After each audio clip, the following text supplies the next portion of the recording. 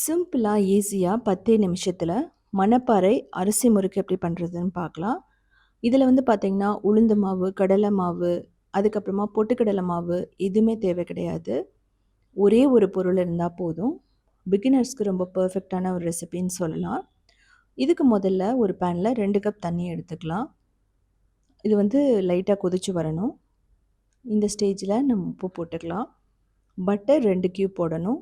ஜீரகம் இல்லைனா ஓமம், பெருங்காயம் ஒரு 1 டீஸ்பூன், 2 கப் அரிசி மாவு போட்டுட்டு நல்லா மிக்ஸ் பண்ணணும். அதுக்கப்புறமா எள்ளு வந்து 1 டேபிள் ஸ்பூன். இந்த ஸ்டேஜில் நீங்கள் அடுப்பை ஆஃப் பண்ணிவிடுங்க. அடுப்பை ஆஃப் பண்ணிவிட்டு மிக்ஸ் பண்ணணும். இது வந்து கடையில் வாங்கின அரிசி மாவு தான். வீட்டில் செய்யணுன்னா பச்சரிசி நீங்கள் வந்து வாஷ் பண்ணிவிட்டு காய போட்டு மில்லில் கொடுத்து கூட அரைச்சிக்கலாம். இப்போ இதை மூடி 5 நிமிஷம் நம்ம அப்படியே விட்டுறணும். இதுலேயே வந்து பார்த்திங்கன்னா இது நல்லா வெந்துடும். சொல்லப்போனால் இது வந்து ஒரு அரிசி தேன்குழல் மாதிரி தான் இருக்கும் உங்களுக்கு. இப்போ நம்ம நல்லா பிசைஞ்சுக்கணும். தேவைப்பட்டால் தண்ணியை வந்து தெளிச்சிட்டு பிசையலாம். இந்த ஸ்டேஜில் நீங்கள் கோல்டு வாட்டரை தெளிச்சிட்டு வந்து நீங்கள் மாவாக பிசையலாம். இதில் கட்டியெல்லாம் எதுவுமே இருக்கக்கூடாது.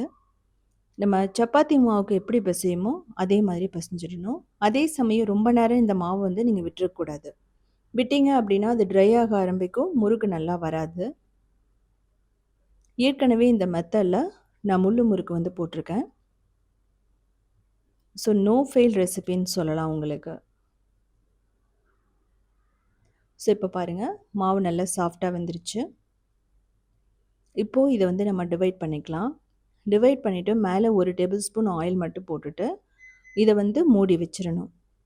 இல்லை அப்படின்னா உங்களுக்கு நான் சொன்ன மாதிரி ட்ரை ஆக ஆரம்பிக்கும். நல்ல ஒரு காட்டன் கிளாத் போட்டு கூட நீங்கள் மூடி வச்சிடலாம்.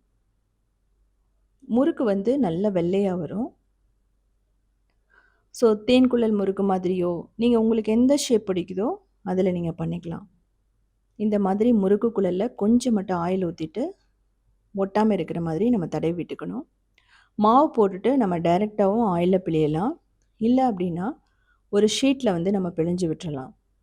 ஸோ பிகினர்ஸ் அப்படிங்கும்போது நீங்கள் ஒரு கரண்டி இருந்ததுன்னா அதில் கொஞ்சம் வந்து ஆயிலை தடவிட்டு இந்த மாதிரி பிழிஞ்சிட்டு டைரெக்டாக கூட நீங்கள் ஆயிலில் போட்டு எடுக்கலாம். மாவு கரெக்டான பதத்தில் இருந்தது அப்படின்னா உங்களுக்கு அந்த பிழியும் போது உடஞ்சி போகாமல் இருக்கும். அதே சமயம் மாவு ரொம்ப இலக்கமாகவும் இருக்கக்கூடாது, ரொம்ப ஹார்டாகவும் இருக்கக்கூடாது. ஸோ இதெல்லாமே நீங்கள் கவனிச்சுக்கணும். ஸோ அதனால் 2 கப் தண்ணி, 2 கப் மாவு உங்களுக்கு ரொம்ப பர்ஃபெக்டாக இருக்கும். ஸோ நான் சின்ன சின்னதாக போட்டிருக்கேன். நீங்கள் பெருசாக கூட போட்டுக்கலாம். இதில் வந்து மசாலாலாம் தேவைன்னா மஞ்சள் தூள், மிளகாய் தூள், கொத்தமல்லி தூள் கூட நீங்கள் ஆட் பண்ணி பண்ணலாம். ரொம்பவே நல்லாயிருக்கும். ஸோ உங்களுக்கு பார்த்தா தெரியும், குட்டியாக அழகாக உடையாமல் வந்துருச்சு.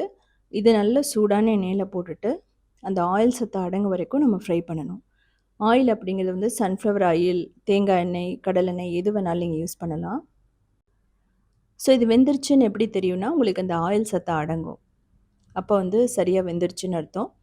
மாவு ரெடி பண்ணதுக்கப்புறம் ரொம்ப நேரம் பிழியாமல் விட்டுட்டிங்கன்னா முறுக்கு ப்ரௌன் ஆக ஆரம்பிக்கும்.